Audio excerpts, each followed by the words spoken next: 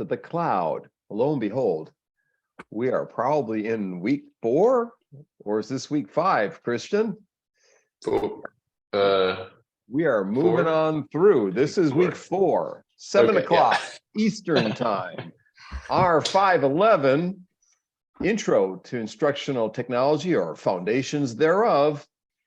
And we're trying to expose people to different occupations, different job possibilities, and so forth. And this afternoon, I had a discussion with the university president about just that topic. I talked to Mark Milleron from National University in California and many other states, and they just wrote an article on learning experience designers. And they're talking about the new jobs of instructional designers or / learning experience design, LXD, not LSD. Although maybe you want to be on that if you get in trouble. So he'll be on my podcast show a week from Saturday. So if you're interested in learning experience designers, come tune in at 5:30 p.m. on that Saturday at Eastern time. It's 5:30 p.m. Eastern time. And given next week is week 5, February 6th, that would mean that that is going to be on February 11th in my podcast show in Silver Lining. If you want to hear from president of the university, Mark Milleron, along with people at Western Governors University. We'll have the dean of Western Governors Teachers College come in as well, talking about how they designed a new master's program for what would have been instructional designers, but now they're calling them learning experience designers. We have 2 people with us today who were doing instructional design, who got seconded to Baylor University in Texas without having to move. Now, one of those 2 people I saw with us, Nathaly's here. I don't see you yet. So let me introduce Nathaly. She's given me a bio here. She's got a BA in Music and International Studies from St. Xavier, an MBA in Project Management, and also from St. Xavier. She's been in higher ed for 5 years, specializing in instructional design and pedagogy innovations, supports a learner-centered approach in her instruction. When Nathaly is not working on course design, she's researching and preparing workshops for other people. She wants to inspire people with those workshops. Maybe she'll try some of that on us today. She's seeking to new professional development opportunities for herself, as well as designing them for others. In her spare time, she has a lot of pets and cats and dogs. And I don't know if she does physical therapies on all the pets or they do them on her, but somehow physical therapy is mixed into all of that. We also have with us maybe Yua Ma, or she's coming. Yua has got her BA from Beijing Normal University in school management and teaching Chinese, her MS at Indiana University, and I met her as a first semester student in her master's. She's now working on her EDD. In fact, she's working on her proposal for her EDD. She's been doing instructional design for 10 years, holds a strong body of knowledge about what an instructional design process is, as well as new technologies. Her research is going to be exploring more the adult ed side of instructional design. Here's Yua coming in right now. So we have both. So I've been working with Yua and with Nathaly during the past week, coming up with a set of questions that we might ask. Yua, I just did a brief introduction of you. So you and Nathaly have been properly introduced. We've got a series of questions. The first set is for both of you, and then we got separate sets for each of you. And I think I'll start with the ones that are joint questions, and then let either one of you jump in and attempt to give us your perspective on these. And so we're going to start with St. Xavier and then move our way over to Baylor. This is really recent in Yua and Nathaly going to Baylor University. I have colleagues at Baylor University Medical School in Houston. That's not the Baylor that you're working for. You're working for the one in Waco. Is that right? Yeah. Yes. And I heard they had like a big snow today and they're all panicking. They canceled the school. Not canceled, but they changed to remote instruction for 2 days. Waco goes wacko. I guess is the case. So back at St. Xavier, what were some of each of your instructional design responsibilities and duties, norms, expectations, samples of practices, things you did there? Either one, if you want to start with that. Sure. Actually, we had a presentation, so I don't know whether we should go through our presentation or should we address the question? What do you think, Dan? Why don't we do a couple of questions first and then show us a few slides, and we won't have you go through all those slides. I haven't even seen them, but I'm assuming it's going to be too many. So we'll have you show some, and then we'll go back to more Q&A. So let's start with a couple of questions, and we'll go to slides, we'll go to Q&A, and then we'll go to slides, rather than just doing the slides all the way through. Okay, sounds good. Okay. So Nathaly, you want to try and answer that one? Go ahead and ask it one more time, because so your normal duties, responsibilities Yes. in your old position, and the expectations, the norms. Did you punch a clock? Did they make sure you were there at 8 in the morning and leave at 5 o'clock? I mean, that's what we want to know, you know. Well, I was fortunate enough to have UA as my supervisor. She was very flexible. And Yeah, I'm Catholic, and it's a Catholic school. Do you have to go to church before going to work? You do not. No. Okay. Okay. Yes. So St. Xavier is a Catholic mercy institution, but they didn't have any of those restrictions. They didn't require us to attend masses. I would say that in terms of our department, we were part of the Center for Instructional Design and Academic Technology, which is CDAT for short. And we were directly underneath the provost versus being the library, which is now the setup at Baylor. And there was a level of difficulty, I think, that some of the faculty at the institution had with understanding that we were separate from our IT department. We were instructional design. So for those departments that we work very closely with, they did understand kind of that separation. But for new faculty going in, they really had no idea that, you know, we work with computers, more so software, and development, of course, is not the hardware part. So that's a struggle that I feel that is not unique to St. Xavier University. I think many institutions are struggling still to find the separation. Yeah, definitely. I think if you're the tech, you know all the technology, but this is not necessarily a high-tech field. It can be. People can do that. I will say that if you're a faculty member hired at a Catholic university, sometimes the expectations are that you go to church every day. The instructional designers don't have to. They've got the blessings, but faculty sometimes do. So you know, if my first interview was at St. Norbert's in DePaul and De Pere near Green Bay, where the Packers work out every summer at that college. And the faculty, my auntie's a nun, so they just expected I would be a good Catholic and go to church every day like her. Yes, I had nuns hit me with rulers. I have the welts on my hands. Sister Jan, Sister and all, Sister Mary Elephant and everybody else. Yua, you want to give us your perspective on job responsibilities that you had in your old position and what the norms and expectations were? Sure. I feel like you cannot expect every day to be the same. So every day you have a different challenge. Sometimes those are scheduled challenge. So you'll have meetings, you know, sometimes you'll prepare for those meetings, but there's sometimes walk-in. After pandemic, I see less walk-in because people feel comfortable. We can address their question directly through emails. So we see less of that trend. But mostly we do course design, you know, like a LMS support, Canvas troubleshoot. Canvas is St. Xavier and Baylor's learning management system. Sometimes we also have site projects, for example, hosting event. Sometimes we will have those demo with third-party apps.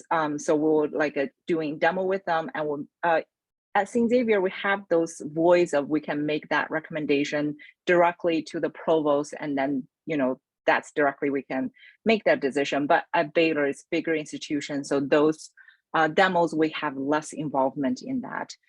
Sometimes we also have committee responsibility. Sometimes you have to be part of like a general education committee. Sometimes you have to be part of the assessment committee. So that's another responsibility. I would say part of it too.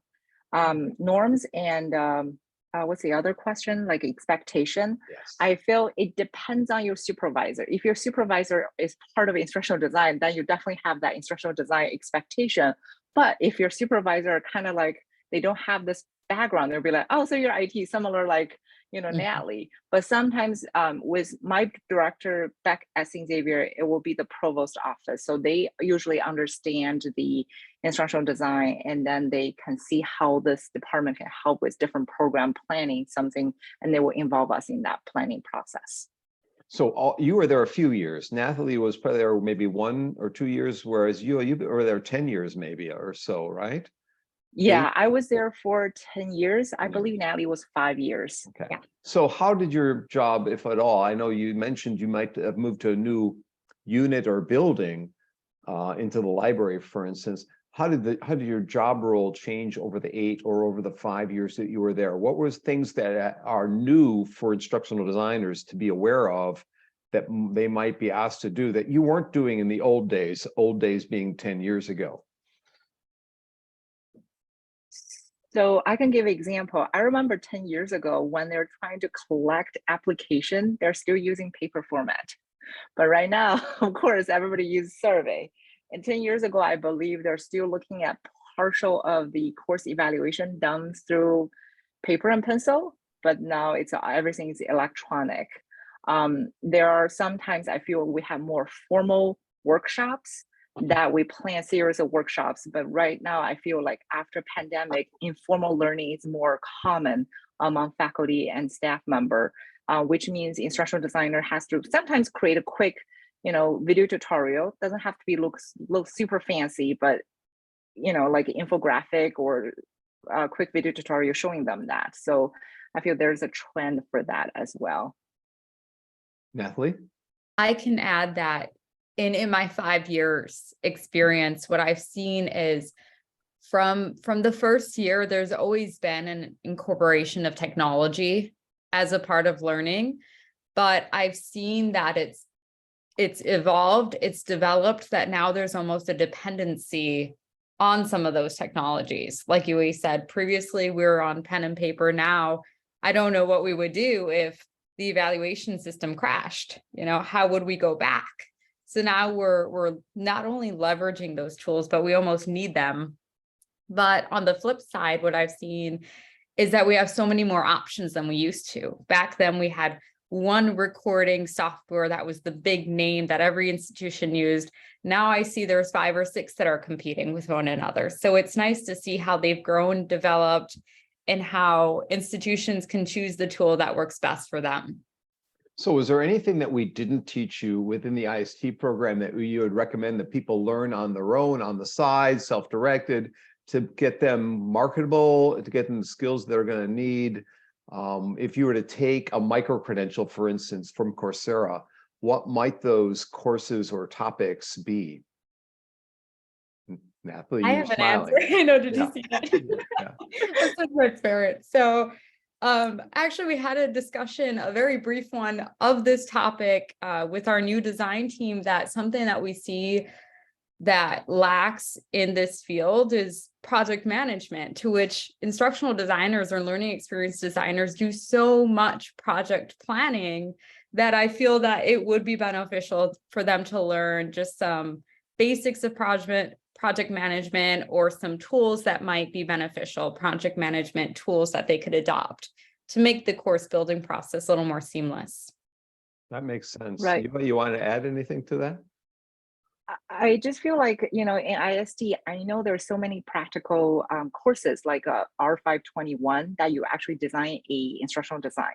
I think this project management is a very subtle concept in there, but it is not like a concept that we teach our students over here. But it's throughout the program, I feel like it prepare me well on managing a project. If you're taking a course that you have to manage the timeline when you submit it, but when you're in the real world, you have to decide those timeline by yourself.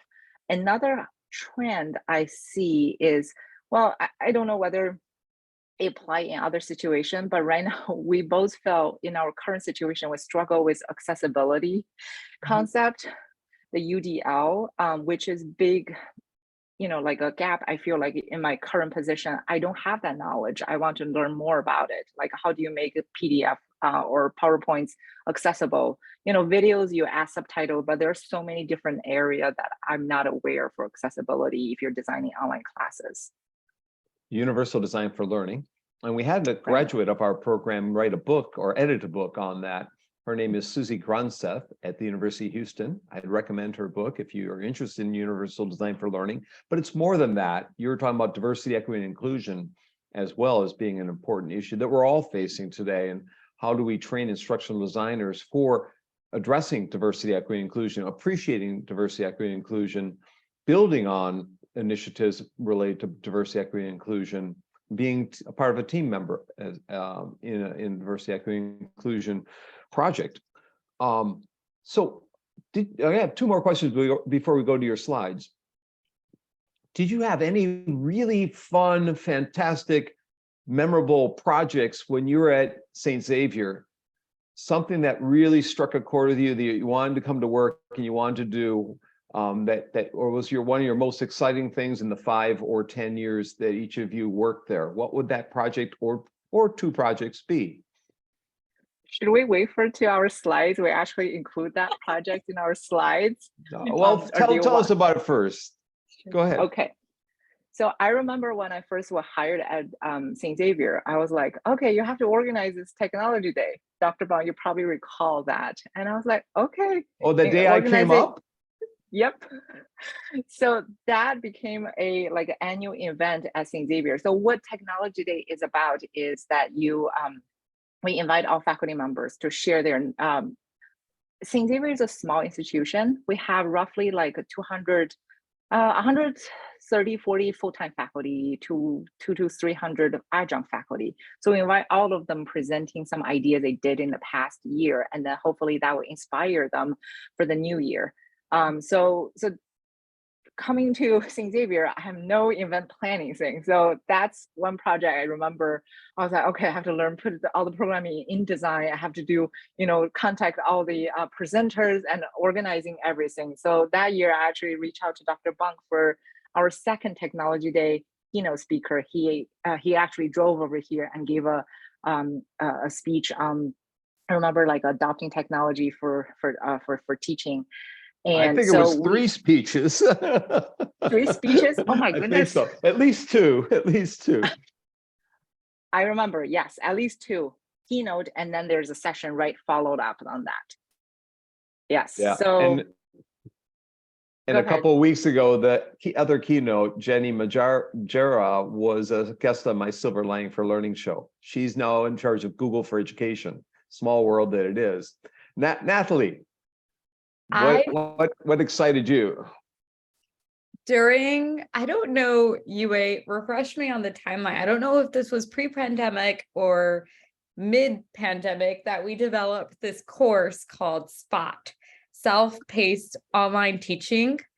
And this course was a condensed version of a previously existing course that was 6 weeks online. And it was very rigorous. And we took that, we shrunk it down to its own self-paced set of 5 different parts, them including things like creating an online community with your students, fostering engagement. What were the other parts? Course building development, course content, so development, feedback, giving effective feedback. I forget the last one. So that was such a fun project, and it came in the perfect time because we had all of these faculty going online, going remote. So they were able to take this quick 15-hour course and have at least some of the core elements that we as instructional designers like to push forth, those bigger, broader pieces. So that project I was always very proud of. I took that course with me from St. Xavier because I was so proud of it. And just the fact that it was built in such a way that you present a lot of content, but I feel like we did a good job of not over infatuating it. I feel like it was chunked very well.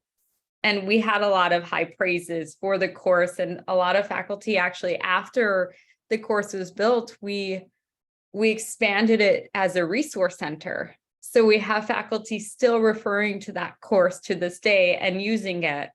So it has a timeless element to it. That strikes a chord with me, because I did the first MOOC for Blackboard 12 years ago, a little over 12, and 10 years ago. And they kept it up on the website as a self-directed learning course on how to teach online. And I'm like, oh, it's really cool. It stayed up for at least 7 years, I think. They kept it up there. Secondly, I have that free book that you all are aware of, but this summer or in September, we came out with a new book, a shorter one. So just like you're saying, shortening, a lot of learning is becoming in shorter bursts or shorter bits, in micro credentials and nano degrees, certificates, all these other things, badges, some people call them. And all education is rotating into that format. And the quicker that higher education can adjust, and that's going to require instructional designers to help out, the quicker those can be ramped up, the better off the university is going to be. So all of you are in instructional design here field, or will enter it, maybe not, maybe you'll do something, maybe you'll be doing something else, selling cars, I don't know. But if you go into the field, learning, design, and technology, you'll be involved at some point in strategic planning for a new form of curricula that's going to be shorter in nature and more intensive, maybe too.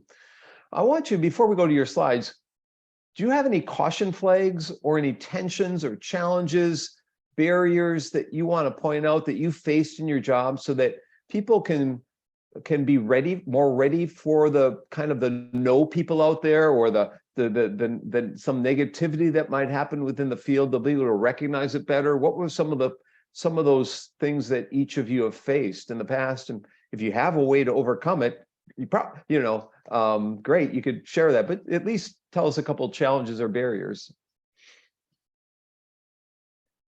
One thing I think in instructional design is you have to have a relation building process with faculty. It doesn't happen one day. If one faculty had a really bad meeting, don't be upset about it. Eventually you will win that person over. We all had that person when we talk with all the instructional designer in the field. Yeah, we have that faculty, you have that faculty. So if you experience some like a meeting that you feel not productive, don't be upset about it. In the future, you will have this relationship built with that faculty. Another thing I would mention is when you're working with, especially if you're reporting to a higher position, administrative position in your future job, that always secure that support from your supervisor, whether it's instructional designer or whether you're director. So always keep your supervisor in the loop of what you're doing, so they are on the same page, so they are not surprised by some hiccups during that process. Good points. Nathaly. So I live by this philosophy, which actually stems from my background in music. So every time we would play a completely new piece of music, we would do one full, play from start to finish. And by the end of it, the conductor would say, well, that's the worst that we'll ever play it. It can only be better from here on out. And I've always lived by that philosophy, as if we're working on a course builder redesign, that first time around most likely won't be perfect. And there is always rooms for improvement. And you can't let yourself feel like you failed because a tool didn't integrate right, or it didn't work, or it wasn't as smooth, because at the end of the day, we can only make it better. We can only learn from our experiences. And you have to approach it that way, where this is a good start. It's the best start that I have because it's better than no start. So that's an approach I lived with. And I would recommend, just don't beat yourself up for things that don't work, because we're all human and technology has a way of not working when you need it to. Can I throw out a name? And do you recognize the name Gagne, or Robert Gagne? Yes, of course. Do you ever use it within his ideas within your instruction? Some of them. Yeah. Good, because that's what I'm lecturing on after break. So maybe people will come back. So it is relevant what I'll talk about. Before we go to your slides then, does any audience member, any participant of 511 have a question for them before they show us a few slides? I wasn't sure how long you said you were at Baylor, but I went to Baylor for undergrad and I did education degree there, and I felt at the time like there wasn't a lot of, well, I guess I didn't even know enough to have this opinion, but looking back on it, I guess I feel like there wasn't a lot of like technological preparation within their program, like, or maybe like there wasn't a lot of collaboration with other departments as far as like bringing technology into their instruction. I was just wondering, have you seen, I don't know if you're in a position where you would see that going on, but have you maybe seen that there is more of that branching out from the education department? Can I Yeah, broaden so this we- question? Have you heard any of they are new at Baylor. Have you heard any history? So Yeah, that as well. I figured it depends on how long you've been there. We've been there. This will be our 3rd month, so we're pretty new there. But I believe we're institutionalized a new procedure of how we develop an online program. Not the face-to-face, but online program. So one of our team member will work closely with the education department. I believe there's a big changes in there, like how you map your course curriculum and how you integrate with the technology, how you trying to create a more interactive learning experience for students. I think they're making that change right now. I'm not part of their program, but Right. that's from what I heard. They're making changes. Well, that's good to hear. Yeah. Also, what's your favorite place to get coffee? Have you found a coffee spot there yet? So we are both remote workers. Oh, We never don't mind. live So you don't live in Waco. Waco either. Ah, never mind. No. We're like 3-4 hours away from Bloomington. So we both live in Chicago. Wow. Suburb. Okay. Okay. Totally Yes. wrong assumption there. Okay. I did went to the campus and I know they have such a great students, places. I do believe I had that coffee in a student union. I don't remember what it's called, but it was really good. And they said, you always have to get that coffee. I don't know whether you know that coffee shop. Oh, really? Yeah, I don't know. The best ones are off campus, but I see. if you're not there, then Chicago probably has pretty great coffee. Right. Yeah. Thank you. So Melissa's asking all of us a question. Those of us who don't get into the field coming with a BA in teaching and education, how do we overcome the negativity or the stigma that comes to saying you're not one of us? In effect, you don't understand because you were never a teacher, a school teacher or a teacher in some settings. How have people bridged that? What do you do to ramp that up? Is that what you're saying, Michelle? Yeah, I mean, that's exactly it. I started a music degree actually, so it's nice to hear. And I lived in Chicago, so yay. Yeah, I don't have an undergraduate degree in education, and I waited for a really long time before pursuing anything in this realm because I felt like I didn't even think about a stigma, but I realize now that you say it, I'm concerned about a stigma or that I'm behind or that, this class has been a whole lot of new information for me. And I'm kind of sitting here going, am I going to have to continually struggle to keep up? What does this really look like for me? And where do I go within ID or within ed tech more? How does that govern my path? And a whole lot of questions could come from this. I guess another, Nathaly, a spin-off, and you, did you feel the same way when you're in R511? If you took R511, did you feel your first couple of courses like you're in a swamp? Yes, I did. It was enlightening, actually. So before I took R511, I was in the field for 5 years, and some of it was self-taught. You learn about a lot of pedagogical practices, through articles, research, posts, and a lot of it you just learn in the field. And then I had kind of built up my resume through a series of certificate programs or online programs that like Quality Matters, for example. So that helped me, but I didn't have a lot of the theoretical framework that R511 offers, which is why it was so enlightening, because then finally you're connecting the learning theories to the pedagogy, which I felt very comfortable with. I had a pretty strong understanding of pedagogy, but not to that capacity of from where was that built upon. So that I had a number of discussions with UA. I recall I was like, I need to make a flow chart. I need to set this up because it was frustrating having all that information. There was a little bit of overload, but then I had to sit back and remember, I've been doing this for 5 years without that. While that is so helpful and it helps me to really instill from where all these items came, you're still competent, without having that. Maybe this is bad advice, but when you look at pedagogy, and you look at different tools or technology and what's relevant in the field today, I think keeping up with that is something that I focused upon, and I felt successful, and I felt like I was respected because I made sure that I was up to date and aware for our faculty. Michelle, can I jump in for a second? I kind of had the opposite wonderings in my own mind when I first started in the program.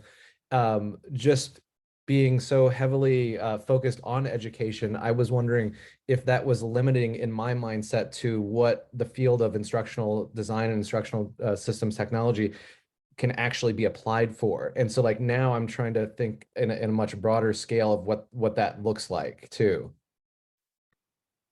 So you and I are like opposite sides of a coin. Yeah. I've done the practice, you've done the theory. Yep. Actually, I have the same experience because when I took 511, I have no practical experience in the field. So I know the theory. I actually was an education major when I was in undergrad. I have all the theory. I just don't have practice. And when I get to the field, I was like, so how do I apply? I have that question in my mind. But eventually I realized it take one step at a time. You cannot push yourself to know everything at every, all the software, all the learning theory, how to apply it. You have to, it's trial and error, right? Sometimes it works, sometimes it doesn't work. So when I have a good meeting with some faculty who want to try my technology, I was like, great. But sometimes I'll have faculty like, why would I try this? Why are you teaching me all those? I know how to teach. So I have those kind of meetings. But eventually what would drive the faculty to improve their teaching is their students. Their students want to, they are taking multiple classes from different faculty members. Be like, why you're not using this? My other faculty use it. So then they will later reach out to me saying, I really want to know I really want to know how to use that software. Can you teach me? It's their peer pressure, it's their student drive to change their behavior. And then they will become our friends and then we'll work with them together to come up with a plan. Mm-hmm. Yeah.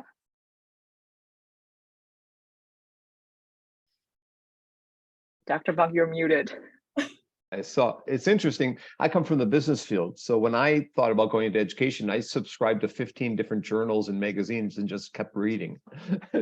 Just read and see what's going on and form and then I took courses in correspondence and TV back in those days just to learn a little bit, just on the side at night and whatnot.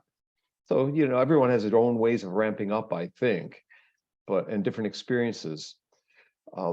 Before we go to your slides, I think we'll only do 10 minutes of slides, then I'll stop you, okay? And then we'll do some more Q&A. But anyone else have a question for them before they show us a little bit? Yeah, go ahead, Michelle. Just one more. I'm more interested in the technology end. So I loved hearing you talk about technology. How much, if this is answerable and an average, like in a given day, how much is working with the tools, the LMS and that end of things, helping your faculty with the technology and the tools, and how much is instructional design? It depends on the institution. So for where I used to work at St. Xavier, it's a small institution. So your work is more like everything. You help with LMS, you help with the course design, you help with whatever that connected with Canvas. So, so you kind of have to have a generalization, understanding all the software. I have to say software is a good bridge to bridge you and faculty. Sometimes, they treat me as IT folks. That's okay. That's where I kind of win them over. And then when I work with them, they were like, oh, actually, you can help me with my course objectives. Oh, you can help me with my, revise some of my contents. So that's where I kind of bridge the gap using the technology. With St. Xavier, I would say probably more focus on in the beginning stage, I would say more technology heavy, but eventually the university make a change and we're more instructional design. So it depends on the university policy. Right now at Baylor, we're promised to do more instructional design, but we often found that there's technology piece here. Today we spent 3 hours learning the software. So it depends. I don't have like, it's 40 or 60. It really depends on the school policy and then the department. Sounds like an interview question. If when you get a job interview, ask them, or ask people who are in that position where you're going to interview what their experience is, since it does vary. In a smaller place, you're a jack of all trades.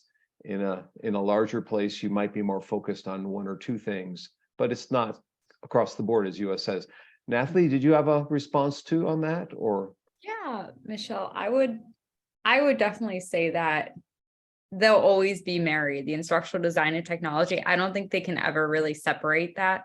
And just like how Yui was saying, she sometimes uses technology as the bridge to introducing instructional design principles to faculty. A good part of what we're doing involves working in the software, the LMS, or with tools that integrate into the LMS. So if that's what you're interested in, I can say with assurance that that's something you'll be doing as an instructional designer or learning experience designer. Oh, you want to pull up your slides, and do you know Sure. about how many you have? We have total of 11 with not one that many. Q&A. Okay. Yeah. Yes. And so I know you. Oh, go ahead. We have 10 minutes, right? So I Yeah, got 5. Nathaly, you got 5. Or so. Yeah. Well, I think we can also skip a couple of those slides because we might have discussed some of them already. Right.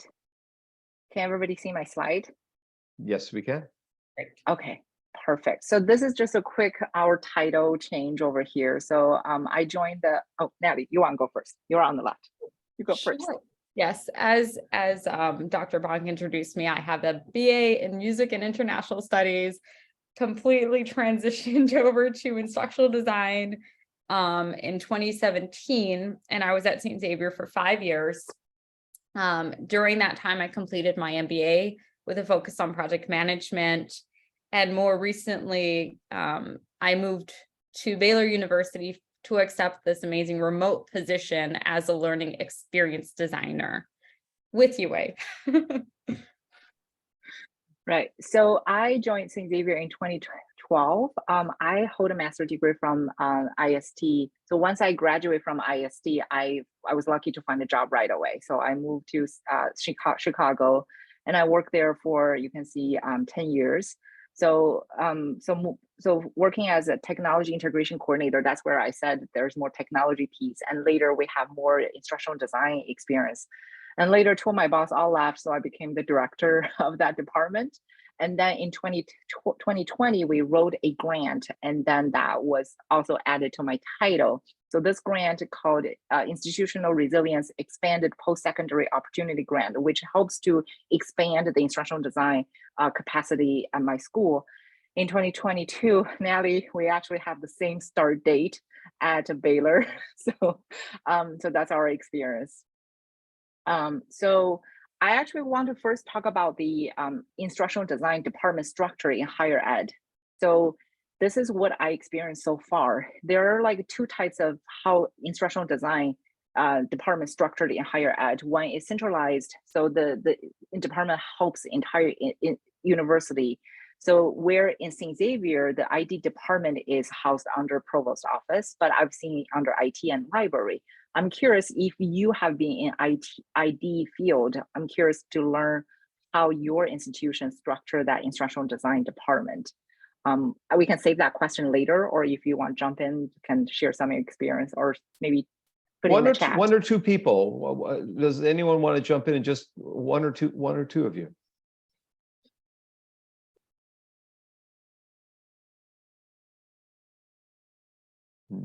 Don't be shy. I was gonna say here at IU, it's under IT. So it's under our library sciences, learning sciences. That's ultimately housed up under UITS. Thank Right. you. Anybody else? Again, thank you, Tiana. Jump in whenever you want to, and go ahead, Yua. Sure. I've also seen some position under a department. For example, my husband, he works at Purdue Northwest. He's an instructional design specifically for the nursing department. He's not part of any centralized ID department. It just, he reports to the nursing dean. So that's another position I've seen there. So when you look for jobs, maybe, you know, if you're looking for some centralized department, great, but maybe you also looking for some like a decentralized organization within a certain department. So this is actually, I was referencing this from my dissertation paper. So this is what I found in responsibility for ID professionals. You know, we design course materials and activities. We host workshops on pedagogy and technology. We have project management. We also have technical support. That's from Intentional Futures from 2016. Based on those responsibility, these are the competency required for ID professional. You have to have a solid ID theory so you can design solid course material for students. You have to have a solid foundation for learning theory so you can conduct workshop for pedagogy. Soft skills, for example, communication skills, project management skills that help you to conduct project management. You also have to have strong technology skills that will help you to support faculty's request on LMS or other third-party apps. I also added committee responsibility. It's just from my experience working at St. Xavier. Sometimes you're part of a committee that you have to meet regularly. Regarding ID professional promotions, I don't think there's a clear structure. What I experience is if your boss left and you've been there for long enough, and then they probably will promote you to the next level. So with me being the ID director, my responsibility expanded like management regarding staff, project, and budget. I'm also responsible for hiring new staff members. Also accreditation, for example, St. Xavier was higher learning commission. So sometimes I have to provide data for that for the provost office. Of course, there are other tasks assigned. That's usually a fun, that's not descriptive. You have to learn by yourself. So You want to go back a slide. Yes. Oh, sure. So I don't know how both to go those back. Hold on. backwards, not forward. There you Yeah. go. So both of those references are in the Dropbox in this course. Intentional Futures was a project the Gates Foundation funded, and Ritzoff and Kumar, that's Swampna Kumar and Albert Ritzoff from the University of Florida. And they have many studies on competencies that are needed. They both were guests in this class last year. And they're both wonderful young people, leaders in the field. I highly recommend you read at least one of their articles. It's in the packet in Dropbox. The Intentional Futures is a very easy to read article, kind of a little bit surfacey. It's not a deep, it's more of a consulting based research report. Kind of a fun, it's actually a fun article to read, like you read in a magazine. It's not like a typical, high stress technical report. So just my take on both of those. Nathaly's smiling because she probably read that one. Next, go ahead, you can go to the next slide. So those are some fun projects I remembered. So the technology day that we invited Dr. Bonk for a keynote, I was trying to look for that logo, but I couldn't find it. It was 10 years or 9 years ago. The grant I was talking about, like we received a 1.8 million grant for my department to expand IT, to expand our staff. And I think that was really fun. We wrote it together as a team, Nathaly and another staff member, we wrote it and we worked with our grants office. And then we were awarded. And then with that, we were able to, build some like a studio. That was also another project I didn't learn at school, was like, how do you work with, all those workers to build a studio? Another thing is the e-portfolio. This actually is a connection that we have at IU, is from course networking. That one I work with a friend of mine that she was also in charge of that. So we use their software to adopt institutional e-portfolio at St. Xavier. And we also house like a individualized department workshop. It's not for one faculty member, but sometimes we see a trend for department. Then we usually ask about, like, some of them want to learn how to build a rubric for their department. Some of them want to learn how to do high flex model, something like that. So that's some memorable ID projects we remember. And then we also see some trends during pandemic. So we have small scale training to institutional training. This is what Nathaly was talking about. So we have first as the 6-week CPOC class, and then we made a make a virtual plan self-paced course, and then we made a 15-hour self-paced online teaching course. So that's the 5 modules. So we receive really high feedback from high praise from our faculty members. And then we also see a trend in faculty attitude. Some people we never work with, for my 10 years there, they reach out to us. They want to work with us on how to develop their classes. We also see a learning community have formed among faculty members. They are more willing to share with their stories, and then that's where they were able to share during the technology day.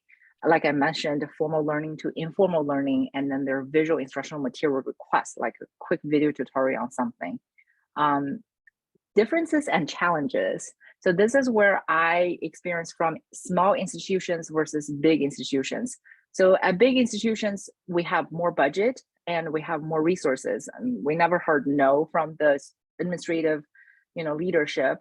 But in small institution, you do face the budget and resource constraints. And that means you have to be more resourceful, using one tool as 5 tools that you can work with your faculty. They also have a speed to adopt change. In small institution, I usually compare this as a small boat. It's easy to make a turn, but as a big cruise, sometimes you need to work with multiple departments to make sure everything aligned, and then you can make a turn. So that usually is a big difference between that. Informal and formal, so far, I mean, I'm also new at Baylor, so I feel like all the conversation are pretty formal so far. Informal, because at St. Xavier, I work in the, on campus. So there's a lot of informal conversation during the hallway. So that was super easy to build a connection with faculty members. Small institution, I know pretty much everybody at St. Xavier for faculty and staff. So it's like a really close-knit community. Big institution, I'm still new, but I feel like there are maybe people you never work with, even though they have been there for 20, 30 years, you never work with them. You probably will never work with them. So it's a little bit different community. Like I mentioned, generalization and specialization. Big institution, you have more resources, you can focus on more on a specific area, but in the small institution, you probably have to know more about everything. Standards, they also have a different way of approaching standards and policy. So that's another thing I want to point it out. And then challenges, always secure your supervisor support. Administrative support is crucial when it comes to your career success. I believe that's my part, Nathaly. Yeah. Well, just some advice on transitioning to this new job from St. Xavier that was an on-campus to a 100% remote job. You can see there's an adjustment with working from home when you have pets and setting boundaries. So that's one of my 3 cats that doesn't like that I work from home. So, there's an adjustment there. And I'm fortunate in the fact that UA and we are actually a 15-minute commute from each other. So it's nice that if we wanted to work together and have just that little in-person experience, we have the liberty of doing so. But we know that a lot of people don't have that privilege, and it might be difficult for them to transition to remote without those interactions. There's definitely time to build your relationships, and it's hard letting go 5 or 10 years at one institution to have to start over. And UA and I both agree that it's probably one of the most important parts of being an instructional designer is building relationships with the faculty that you work with. Once you have established trust with the faculty, then you can really start to kind of pull on their strings and get them to open up and try new things. Transitioning to a new job means learning new software and realizing there's a lot of things you don't know, and you don't know what you don't know. So it's letting go and saying, okay, I need to do some research on this before I can answer your question, and being okay with that. Coming from St. Xavier, we had a very small team, which in a way it had its benefits because, you know, it took 3 people to make a decision, okay, go, versus a 9-person team, and having to go through all those different opinions and ideas, which are all valid and important, but it just takes more time. We can go to the next slide, right? I wanted to share some useful resources that have been built up. 2 of them I developed at St. Xavier, which are both a faculty and a student toolkit. So the faculty toolkit just goes through pedagogical resources that I built, and that actually helped me learn more about instructional design when I was newer to the field. If you scroll down, you can see it's been built as accordions. If you open up the accordion, then it gives you more information on that pedagogical practice. And then we built a student-facing toolkit, which helps them not only with technology, but success in their online courses, resources available to them from the university, and open education resources. And we also have a faculty open education resources page that has been built. Sorry, Which is okay. Zoom is in the way. That's okay. And then the last resource, to which I'm still acquainting myself with, is the Baylor University teaching guides that have been pre-built. And those have some really helpful information too. And we can share those links. We can probably share the slide afterwards. And I've listed a couple of resources that I pursued for my own personal professional development. I completed 2 courses in Quality Matter. One of them is the APPQRN, which is applying the Quality Matters rubric. It was beneficial to learn about the different elements of a rubric, but there's quite a few rubrics that exist online. So I would recommend looking out for different kinds of rubrics that can be applied. There's also the Oscar rubric that Baylor University is currently utilizing. The University of Illinois Springfield has a series of different individualized courses that you can take. I believe the one I took was on digital accessibility, and that was definitely helpful to UA's point that if accessibility might not be something that we look too deeply into, it might be worthwhile taking a separate online course to learn more about that. OLC, the Online Learning Consortium, I never say that right. They have vast amount of resources, so bookmark that because that is a tool that you'll probably be revisiting. And the last item I added was Indiana University's IST program, to which I began the certificate program and have only taken 2 courses and have already gained so much valuable information from it. So you're in a great program. Kudos to all of you in the class today. So I have a couple of things. OER, I was glad to see you talking about OER because 10 years ago, that wasn't as common a topic. People didn't know really what it was. Mm-hmm. Second, I'm glad you mentioned the University of Illinois Springfield because if Tiana and Mika and some others were in, and Bo were in my 622 class in the fall, and our last speaker was the person who designed all that. We had Ray Schroeder, who was in charge of the colors, which is basically the people who put the courses online. And then he got moved up to vice provost and so forth. So he talked about AI last fall as the last speaker. Tiana might remember that. Mika might remember, Bo might remember that. The OLC is at NQM. QM people have been on my podcast show. OLC people have also been on my podcast show, and I'm just now working with OLC. So OLC is really a high level, both are really high level organizations. They really take pride in what they do. OLC has many free reports and a free journal. So some of our readings are coming from the Online Learning Journal. I'm currently editing a special issue of the Online Learning Journal on systematic reviews of the research on online learning. It's been around a while. The Sloan Consortium was originally called because the Sloan Foundation funded it and funded a lot of blended learning initiatives back in the late 2000s from about 1999 to 2015. A lot of blended learning studies got funded, a lot of courses and whatnot from the Sloan Consortium. Then it became the Online Learning Consortium. They merged with an organization called Merlot, which has got a lot of free resources online as well. I have two questions for you. Since you live 15 minutes apart, are you doing what Nicholas says and visiting a coffee shop halfway between each of your houses to meet? No, you know what we did? We actually set up I have a desk for Nathaly. If she visit over here, she have a place to work. She also set up a desk at her house for me too. Very good.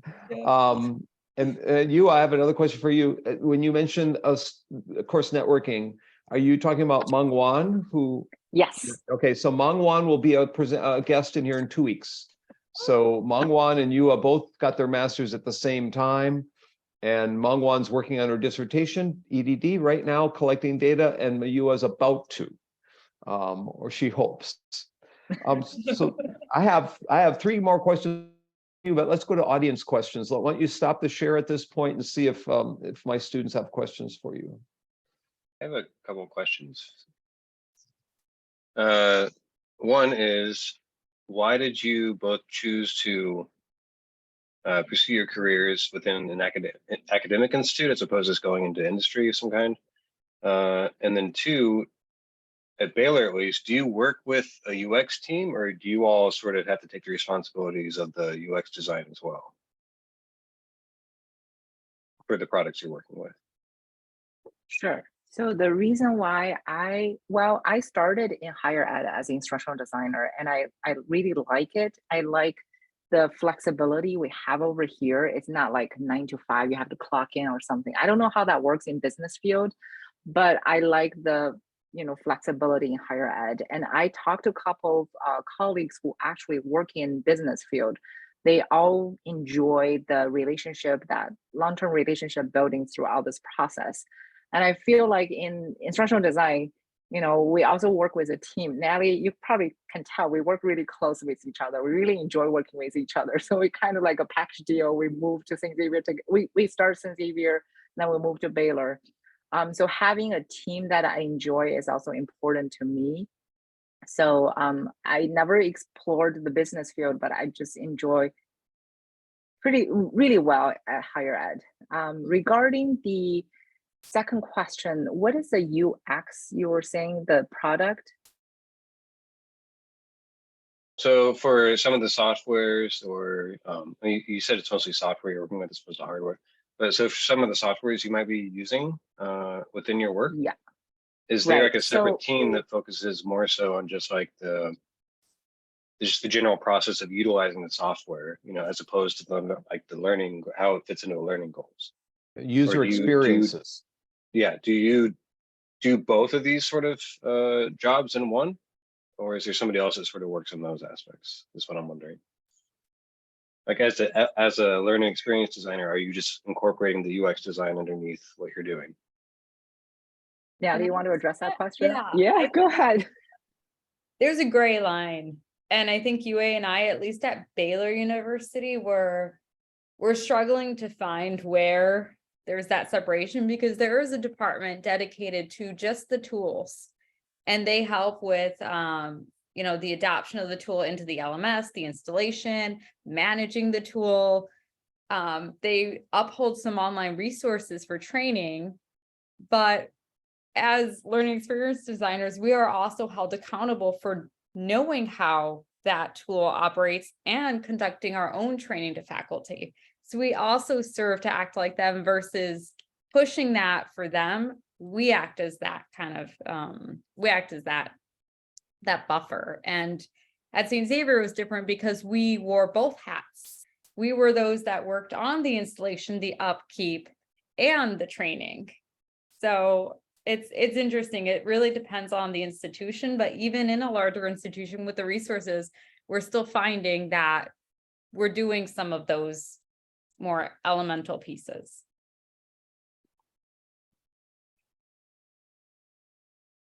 Any other questions? Before I think IST is going to have to create a course on user experience design, UX design. Brandon, to answer your question. Wayne State, where one of my students went, is teaching, had to ramp up and learn, and is teaching a class on that. And I think many other universities are. We have not created a course in that. There are other areas in which we could also offer courses. We don't have a course in immersive worlds or VR, AR, and I'm hearing a lot more interest in that as well. I do have emerging learning technologies course, which has a unit, but it's not the focus of the course.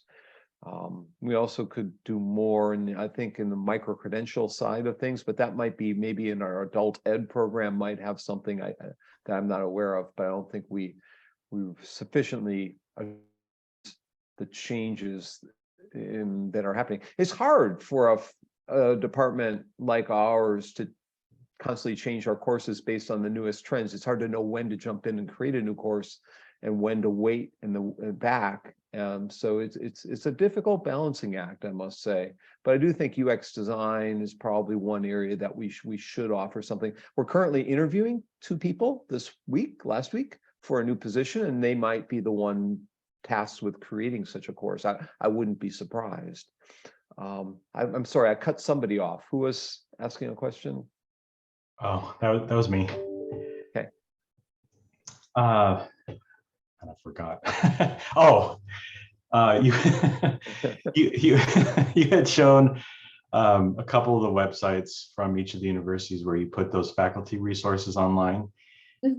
Could you talk about how those came to be and if it evolved over time? Do you find that you had to kind of set them up beforehand or set the faculty up in such a way where they got accustomed to going there and that kind of thing and change their behavior so they can pull that info themselves? Good question. So those pages, at least the ones at St. Xavier, the faculty and student toolkits, I built those as a student worker working for the instructional design department. That's actually what introduced me to the field of instructional design. So I did have support and guidance from my supervisors at that time. So they were the ones that helped really structure, the pages that would be built. And I did a lot of the research to pull the content for those pages with their approval.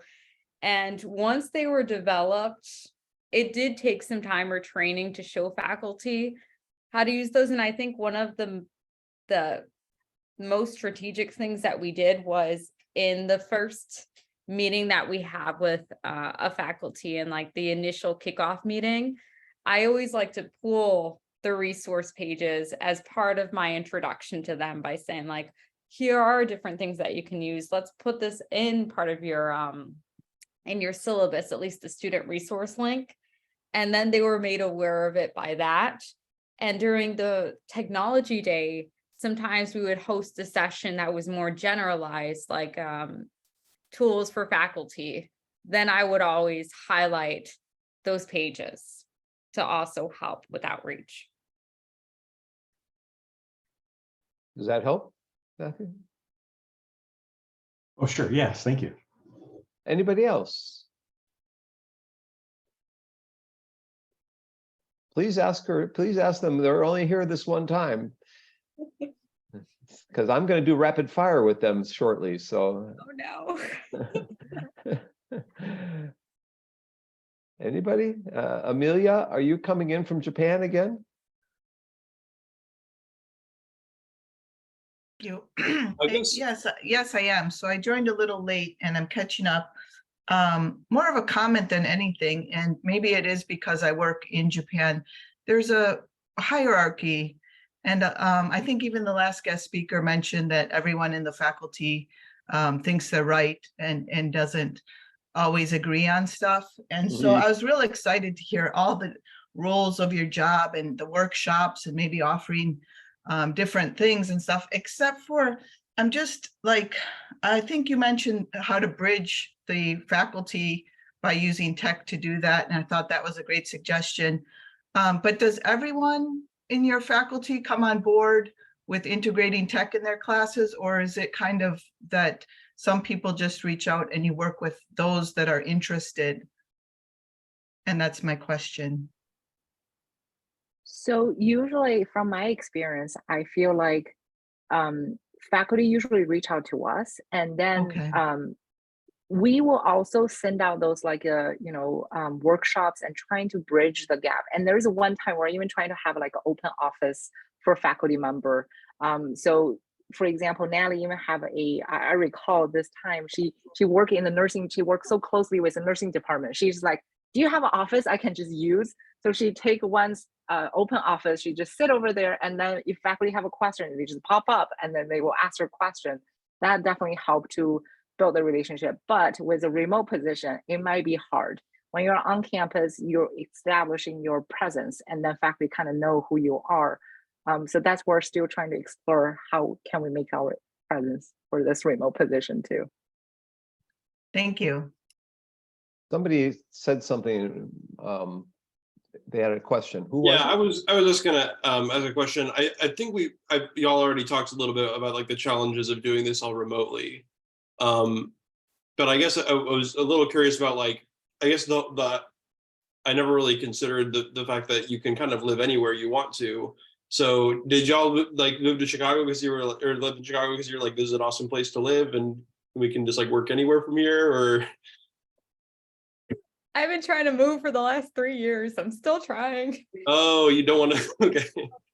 But that's not to say Chicago is a great city. It's just for those who don't like So where would you move since you can kind of like live anywhere you want? Anywhere with little to no snow is my criteria. Oh. I think it's because I'm half Puerto Rican. I like the sun, I like the heat, and there's not enough of that here. Yeah, not just Chicago. But I do want to note that something, a positive end to the remote work is I found that in the meetings you schedule, I feel that you can be very productive versus the in-person conversation. The benefit to an in-person is you might have some time to, what's a better way of saying it? You know, or you just have kind of like, oh, how's your family? Little chitter chatter.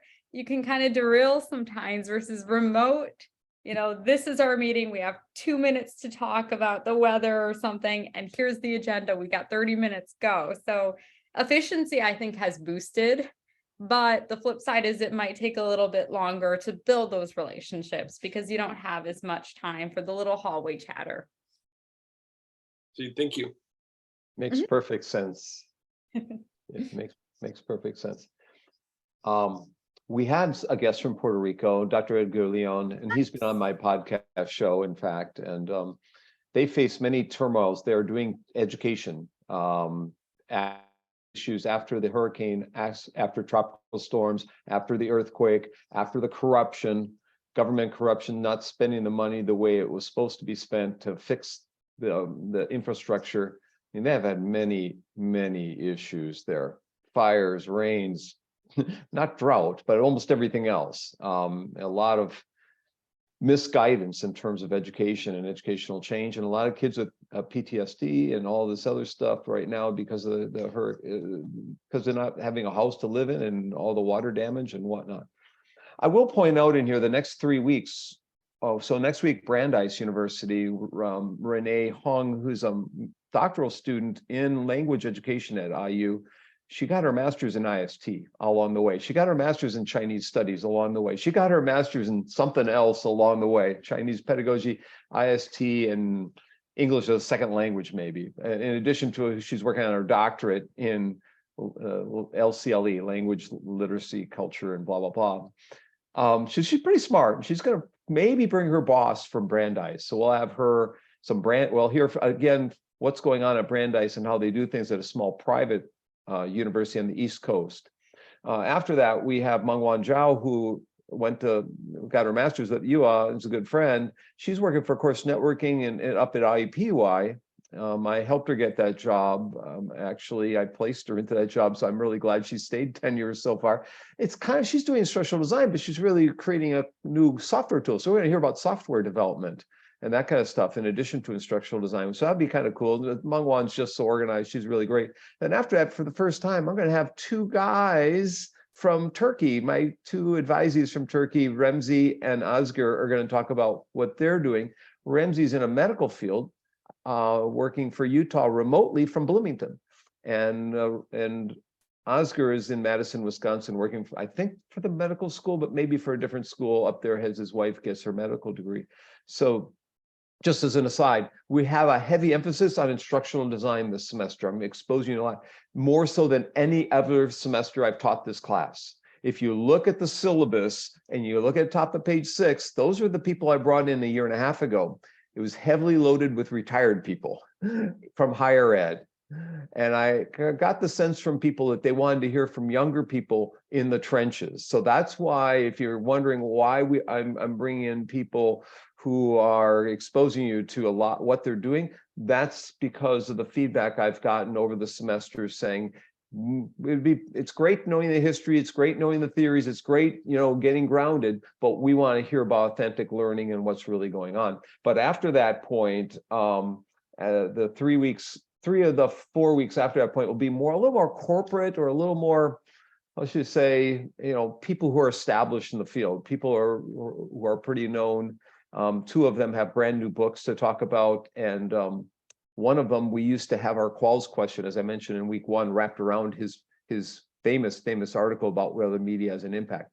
I have a rapid fire for both of you, and so I don't want long answers in here, so we can get a break in. But so let's go to Nathaly, and I call you Nathaly, but is it Nathaly instead of Nathaly? It is Nathaly. Okay, well, this is spelled the other way. Okay. Spanish, quote unquote. Yes. Yeah. Okay. That makes sense. So what aspects of your courses or experiences in your graduate work has had the most influence on your development of instruction and the methods that you use? So what course should they opt out of? They definitely have to take. Oh, I can't rapid fire that.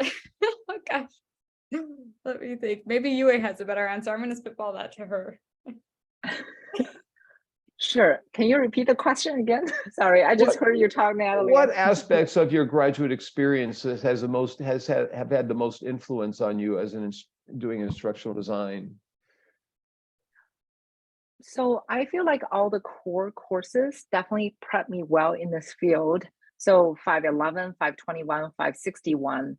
But if you're doing more, those are, I feel like, more application. So if you want to be a practitioner in the field, definitely take more application, those in the field. Even though 511 is theory-based, but it helps you to prep the conversation with faculty. But if you're doing more like focus on research or, like a scholar work, definitely the 711, 1690. So those help you prep of the research method, and also the Y520 and Y611, so the qualitative method. So I think it depends on your focus. I personally think I'm more practitioner than researcher, so I enjoy all the applications courses. And Nathaly, it was an unfair question because you're only in your 2nd semester. So I'll go to the next one. When you're designing workshops and courses for people and trainings, what are the most critical things that you include and should include? What are the things that make them successful? Examples, a lot of examples to show them not only how does this tool or this method work, but display an example of it in action, and also the results, because that's what matters to them. If you want to sell a tool or sell a pedagogy to them, you have to show them not only the what, but why. So buy-in, essentially. And another key element that I enjoy is making it fun, making it personable. So it's something that they enjoy and isn't work. Great answer. This one of both of you. To what degree does teamwork is a critical factor in your current role at, Baylor? And what does the teamwork look like? How are you passing things off and, and back and forth? Are you using Slack, for instance? We do. We use Slack in our previous institution, but right now we're on Teams. I think because it's more cost effective. I do think the collaboration is pretty heavy in higher ed instructional design, because we constantly have to, it's like sometimes I feel like I need just a second pair of eyes just to make sure that I covered everything, even though it's a collaborative, but there's also individual. It's also individual work. So you have to make sure that you have your contribution to that team. But how do I say this? There's collaborative, there's another word for individual work, but balance both aspect. I think that's what described in the instructional design field. And sometimes brainstorming, use your comfortable way of drafting ideas, either draft it digitally on a Google Docs, or if you are more hands-on person, then write in a whiteboard and then draft ideas. Maybe it's self-directed, his individual side. I don't know. Nathaly, would you like to answer the collaboration question? Well, I would say over the years of working with different team members, it's crucial that you find individuals that you work well with, because that guides how effective the teamwork is. So we might have worked with other team members that, you know, maybe they're on a different wavelength, for lack of a better way of saying it, than we are. And then the teamwork, then it really isn't efficient. I feel like it's almost null at that point, because we're not speaking the same language. So it's very important that if you have a highly collaborative team, that you are working towards the same goal, you have the same vision, and we might think of them in different ways, but we need to have that consistency across all team members. Okay, I think this might be my last question. I might look for another one, but if it is, what's your preferred model of instructional design, of developing instruction? And if you include Robert Gagne in your answer, you get 2 extra bonus points. Just saying. Okay, so. So gain people's attention, right? Yes, yes. Right, so that's important. So when we, but back to my practice, I feel in higher ed, sometimes you face the constraints of time. Sometimes you don't have a lot of time to use ADDIE model because you have to have the 5 phase. In what I practice, I feel like we use backward design model the most because it's efficient. You look at your desired outcomes, and based on that, you design the activity assessment. So that way also faculty understands you don't have to, you can present them with a really clear timeline, and that they have to produce this outcomes on certain date, and then we're developing this. So what I found in practice, I use backward design model, but when I develop like a detailed module plan, I do refer back to Gagne's model, right? So you want to have like an intriguing story to gain students' attention, and then you want to elicit like performance from students. So do you use quizzes? Do you use some like a project-based learning? So that's something I do reference back to Gagne's model as well. Nathaly? I also use backward design model, and I think the big selling point to me is that you get that bird's eye view of the course immediately, because the way you're building it, the way you're mapping it from bigger picture to smaller to more detailed and granular, it helps the faculty too, I think, to see their course on that level versus thinking week by week by week. It's nice to have that perspective. And I had one other point, which was, despite it not being a model necessarily, something I like to use once we enter that weekly build process is universal design for learning. That's something I've incorporated to my process, and I like to present just a short session of faculty that I work with on the 3 pillars of UDL. Can I also add one point? Yeah. Is I also refer a lot to Bloom's taxonomy. So when you're using backward design model, I feel like they work hand in hand. So how do you create a measurable learning objective? That's the first step. So that's definitely will refer back to Bloom's model. Bloom's taxonomy, the 6 category levels of learning. The American Education Research Association is up by you guys this year in April in Chicago. My first time at AERA in Chicago, Benjamin Bloom got an award. I was there so I guess I'm really old because he died a long time ago.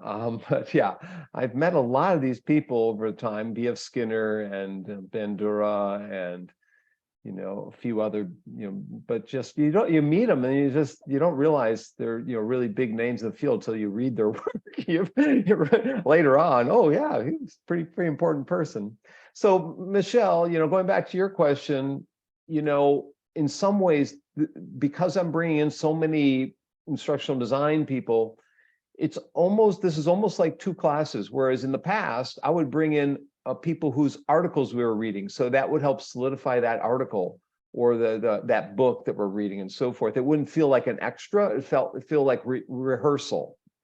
Whereas these are kind of extra, but gets in the real world. So I don't know, each approach has its benefits. And finding a balance sometimes, it's difficult to know where to find it, but I understand that, you're reading all these heavy duty theories and you want to kind of crystallize where that's at before taking the next step into the real world of applying. But so we're doing some of both here. And so the second hour gets us back into the theoretical side of things, but in some ways, Gagne's a pragmatist. And so, his instructional design model is based on him sitting in classrooms in schools in Tallahassee, Florida, and saying, what are the teachers doing here? Can I map this out into a model of some kind? So it's based on real world observations in school systems. And I'll talk a bit about that when we come back from break. We also might watch a short video upon his death. I shouldn't say it that way, but there was a memorial to him, a session at AECT that was recorded. So I'm going to show a couple minutes from the recording where they describe his life a bit, and people who worked with him at Florida State and took his place when he retired at Florida State. It's kind of an interesting story. In particular, we'll hear from Marcy Driscoll, who was the dean at Florida State and was our guest in this class last year. And she's a marvelous person, really wonderful person, former bodybuilder. So she's got a wide-ranging. You'll see. Marcy's. She wrote the book on a psychology of learning for instruction, which is used in P540 if you take P540. So, anyone have a final comment for Yua or Nathaly or question? Choying, you don't have a question? No, no question.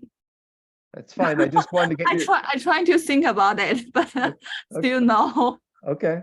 At least I got your voice in the recording. So, okay.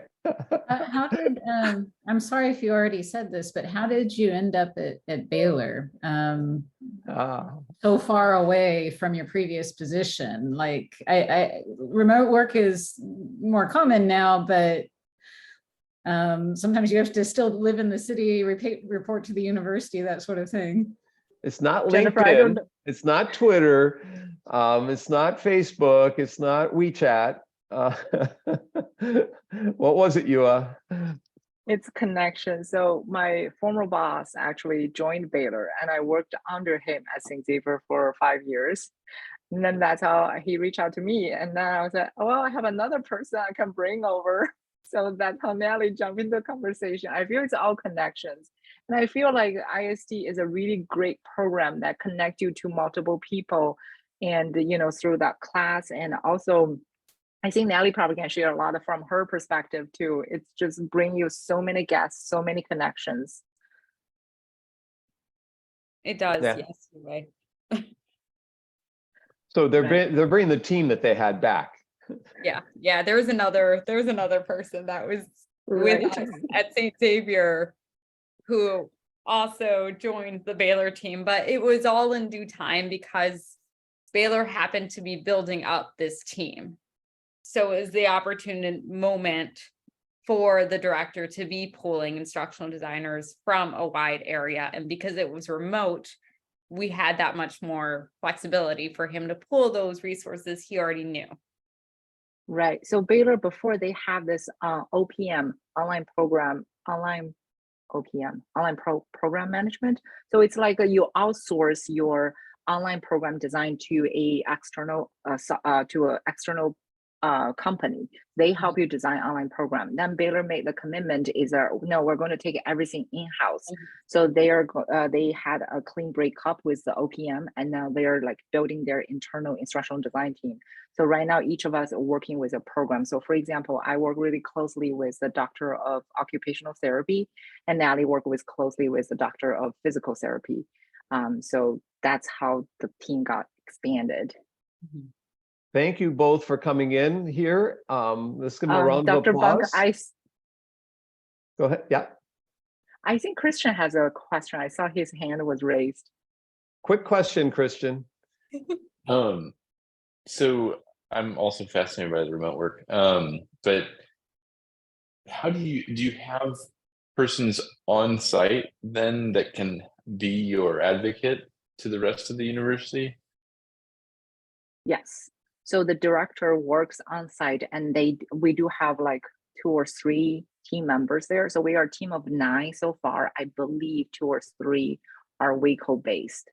Mhm. So they do help us to bridge the gap. They're Do remote. you but- find? Oh, sorry. Go ahead. No, go ahead. Go ahead. Sorry. Do you Go ahead, find that's an Nathaly, impediment? go ahead.